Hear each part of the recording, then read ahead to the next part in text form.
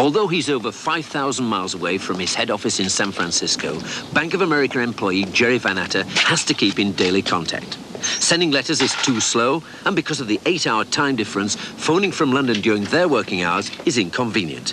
And the person he wants could be out of the office. The answer for Jerry, as you might expect, is to use his microcomputer. Jerry makes a phone call to his London office and connects his own micro to the phone using an acoustic coupler. He is then linked to the head office computer in San Francisco, which he can use as a kind of mailbox where messages can be left, providing he knows the right password. Now, I've now told the computer, hopefully properly, that I want to index the messages that are there. And now it'll tell me that I've got 4 messages and who they're from. And I can selectively read any one of them. I can save them on my own disk and print them out here if I want to, store them here for later use, or leave them on the main computer, or erase them. And not only can he use his micro to read the messages colleagues have left for him from wherever they might be around the world, he can also send his own. I can send group messages to a bunch of different people, but if I want a message to go to a person, then only that person can read it. The message arrives at the main computer, and it sits there in storage, waiting for the person to read their mail. Having a computer at home means that I'm able to edit messages myself. I don't have to depend upon my secretary to retype things for me 3 times. It also means we can talk to people around the world without having to worry about what the time zone is and whether he's up now or whether he's even in the office. And I know the message is going to get there and not be garbled. Today we're going to look at how computers can be made to talk to each other, and in particular how they can become a powerful extension to your telephone. But not just for the kind of electronic mail we've just seen. By the way, if you've got a BBC Micro, we'll also be linking our computer here in the studio with yours at home by sending you an end-of-series message as a computer program. We're going to transmit it as a sound, so you might like to get a cassette recorder and a microphone ready to record it at the end of today's program. Well, first of all, let's see how we can link micros together over a short distance, say between a couple of offices. With us again today is John Cole. John, what's the setup here? Well, Mac, we've got a network of computers here over a very small distance, and all the computers on these benches are connected via a set of cables here. The cables just plug into the back of the computers. Now, they enable the computers to communicate with each other and to communicate, for example, with this unit down here, which is called a file server. And the real purpose and beauty of this system is that all users can then access the disks which plug into the file server here. In addition, all users on the network can connect to the printer and use the printer facilities. They don't have to have one each. This file server is just, in fact, 2 disk units. Really. That's right. And if you type catalogue or StarCat on your machine, I do the same, we can both get a catalogue of the disk, even though neither of us actually has our own disk unit. Now, this system can be used over quite a considerable distance, say up to 500 metres or maybe even 1,000 metres. Yes. So really quite useful. Well, would you like to load your program, the one called Mac, and I'll load mine. At the same time, John, and they come down. Notice apparently everything working simultaneously, despite the fact that we're connected to the same network. Run the programs? Obviously quite different programs. That's right, totally different programs. And what sort of speed are they transmitting at? Extremely fast indeed, a lot faster than you can get over a telephone line. A very usable system, really. Now, as well as that, we can actually use it for a certain amount of communication. In fact, if you stop your computer, I can send a message over the thing. I can say, notify Mac, hello, how are you? And then when I press the return key, that message will go down through the network and appear on your machine. So I suppose we could actually put these out in different offices, on different floors, or in different classrooms in a schoolroom. That's right, that's exactly what it's about. It's about sharing the resources within an office situation or within a school situation. But if you wanted them much further apart, you'd have to go through the telephone network. That's right. Well, over here, we've got a setup using telephones. Telephone network, obviously, is a worldwide network, so you can actually communicate using the audio tones down the telephone line. In more or less the same way as we did with the cassettes. And this is a little demo we had which showed how, when we're reading it in from a cassette recorder, you're going to see it more slowly, that the tones are actually fed into the ons and offs into the computer, and of course the computer can do the same sort of thing. And we use that same principle, really, to transmit programs or data over the telephone. That's right. In fact, you get the computer to connect to this device, an acoustic coupler, and the acoustic coupler can be used to generate audio tones which go down the telephone. In fact, I can show you a demonstration which illustrates that quite nicely.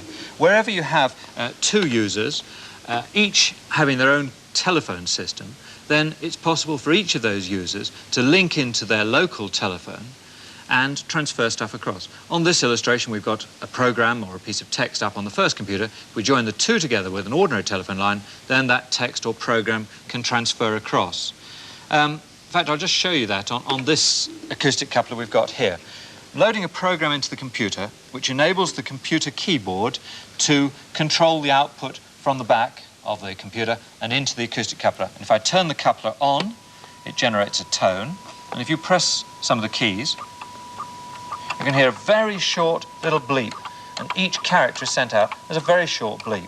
And that's running at about 30 characters a second. Yes, it is. It's relatively slow, but nonetheless quite usable. Now, in fact, we can use that to communicate exactly as I showed to another computer, and you've got one over there. Can I dial via this telephone, dial you up, and try to talk to your computer? Well, this time you really are going through the British Telecom's network. You're dialing through to an exchange and it will actually come out here, hopefully if you get the right number. I'm trying. Have I got the right number? John, hello. How are you? Amazing. Let me send you some tones. Yes, that's good. Excellent. Right, so now the two computers should be communicating. That's coming through well. Amazing. Don't put me off. Hello, Mike. How are you? And I presume I can send the message back, and by typing it, you'll receive it immediately. I am, surprisingly enough, still great. A wonderful system, right?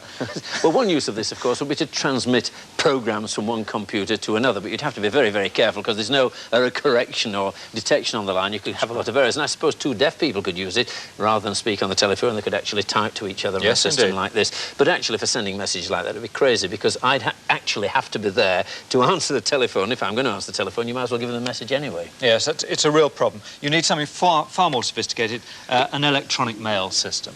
Now, electronic mail means that you have a large number of computers all over the country or all over the world, and those computers are able to communicate with a large mainframe. Now, supposing I've written a letter and I want to send it to somebody else, I can plug into the mainframe or dial up the mainframe and send that message into the mainframe. And then I might have another message for another person.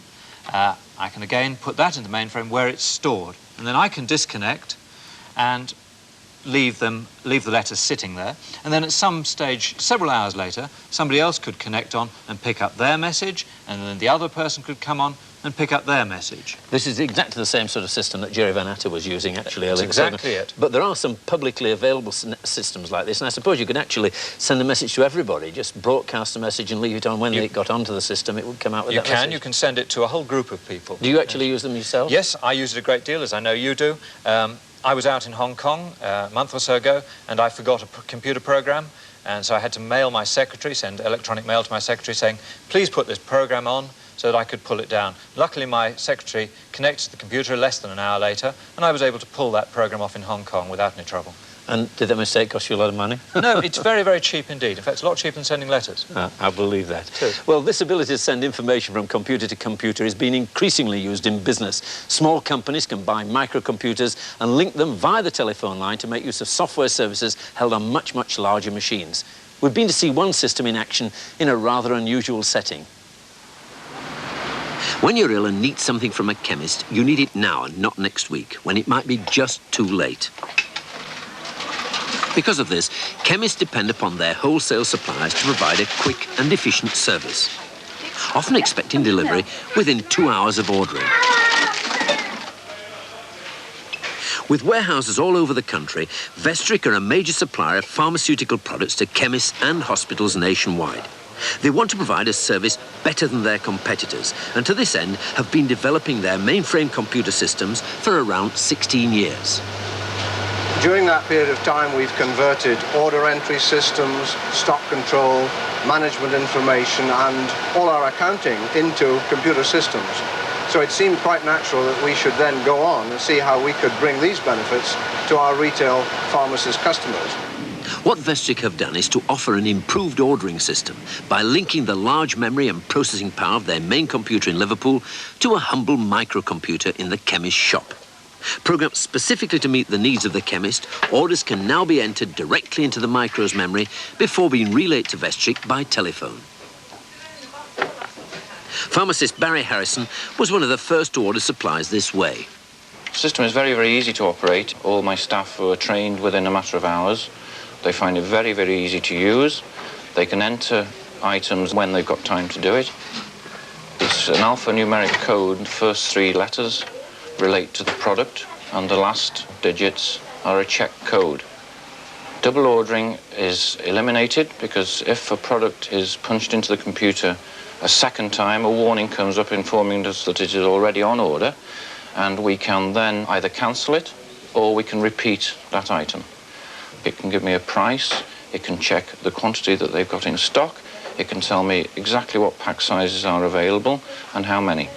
And I have all that within seconds of the order being relayed to the wholesale branch.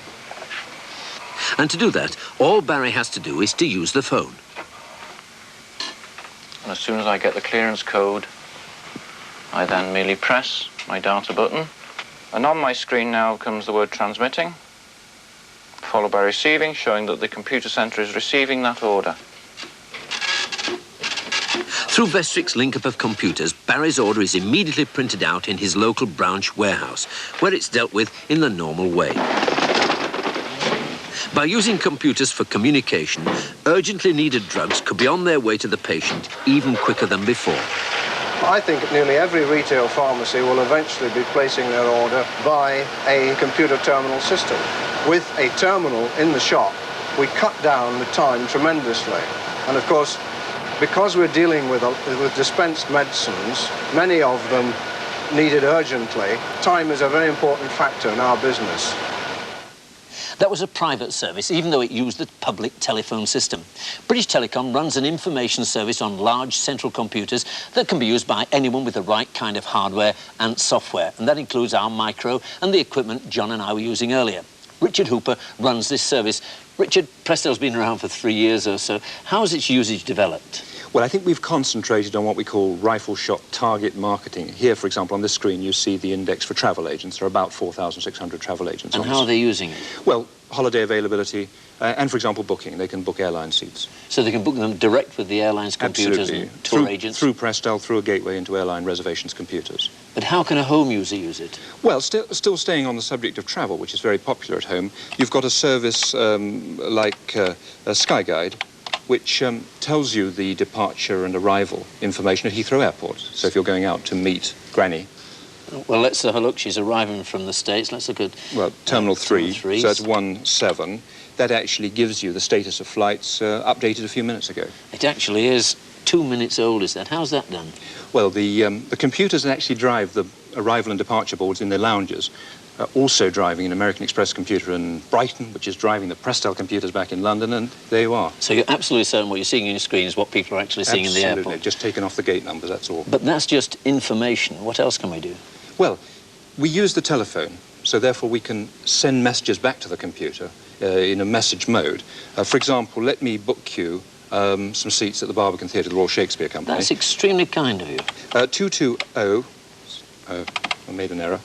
Right, if you look down line 24, 220-232-252, press hash, and this gives you seat availability. What are you interested So Henry in? IV parts 1 and 2, and Poppy. Well, let's try Henry IV part 2. 15th of March, what about Well, that? 16th of March is not available. Oh, it's 4-2 you want? Yes.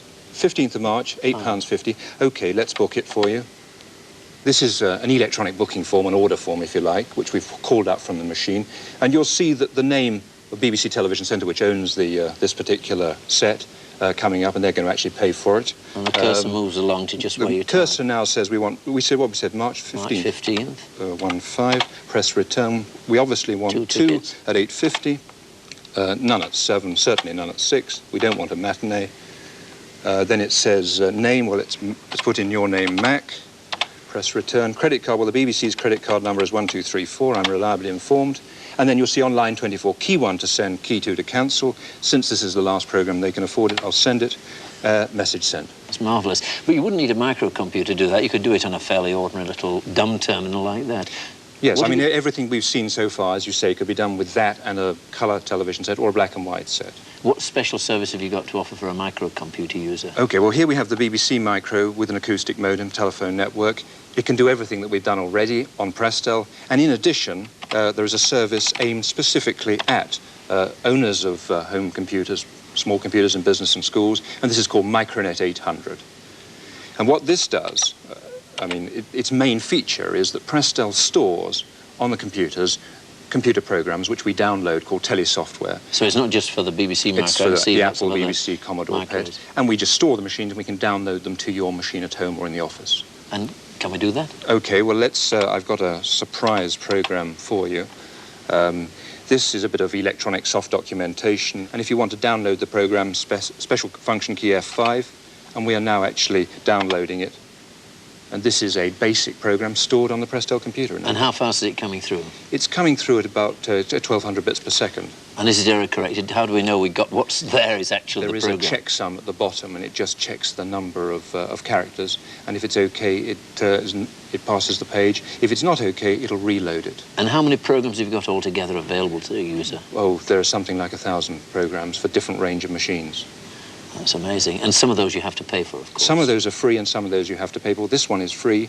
I'm now downloaded 3.5 frames. I can leave Prestel, pressing F4. And now comes the real test. OK, now the real test. Does it work? I'm now going to go back into BASIC and now run the program file, press F6, hold your fingers. I've just been downloaded it from Prestel. Is that all it does? Oh, thank you very much, Richard.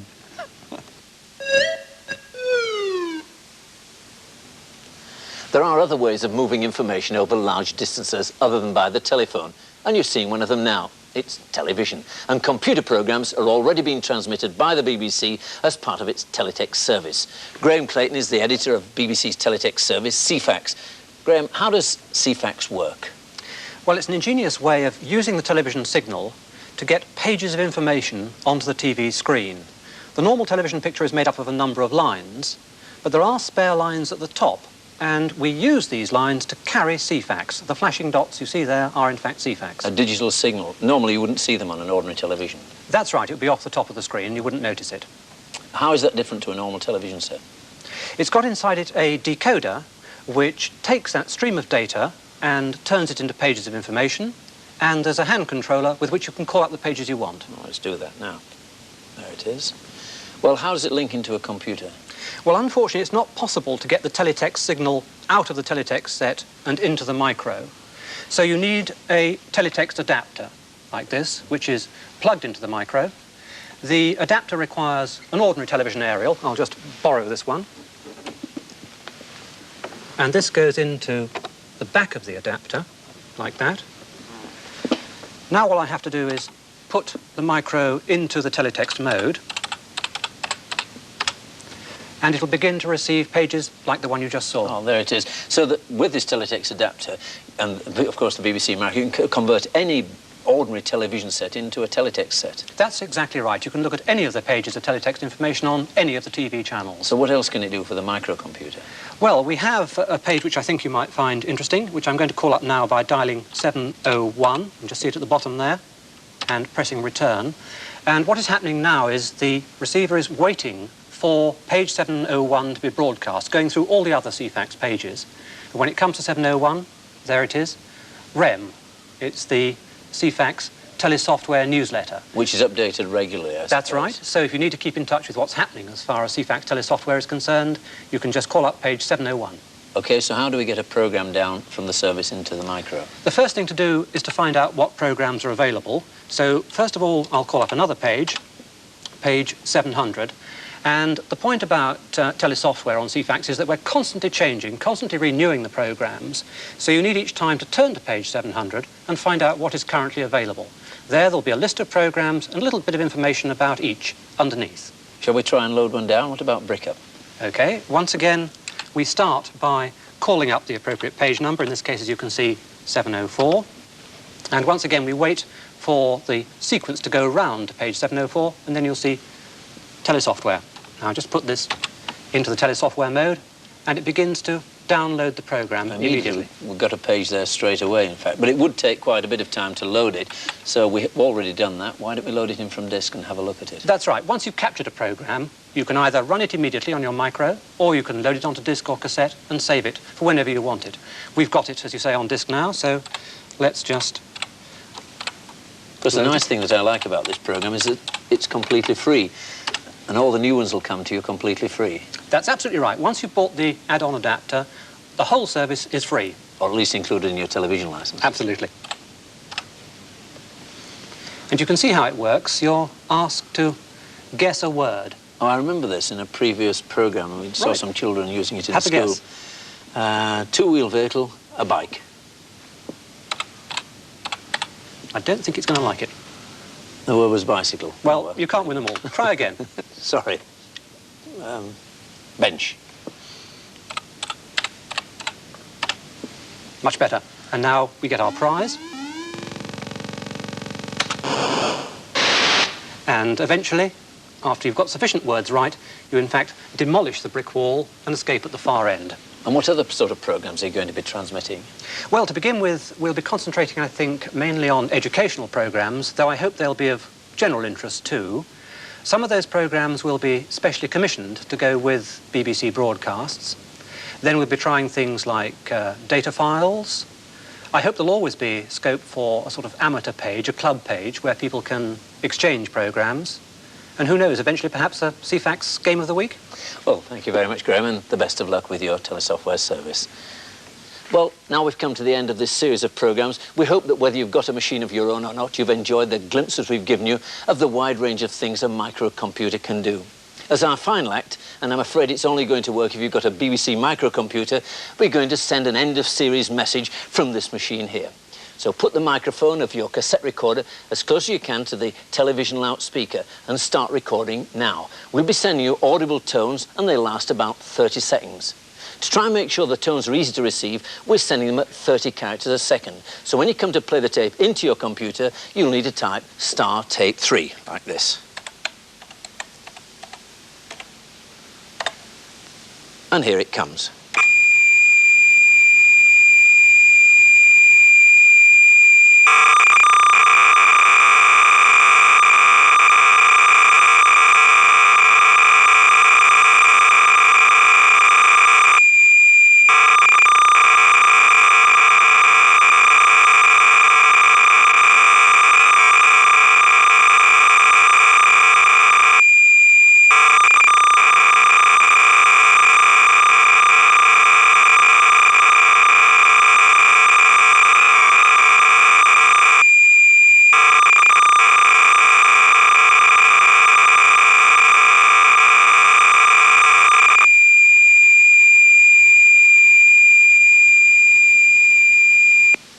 Well, that music's so beautiful that one day they'll make a disc of it. And there's one last thing. In October, we hope to have a Making the Most of the Micro special, a 2-hour programme when we'll be attempting to answer some of your questions and to demonstrate things for you live from the studio. Until then, from all of us here, goodbye.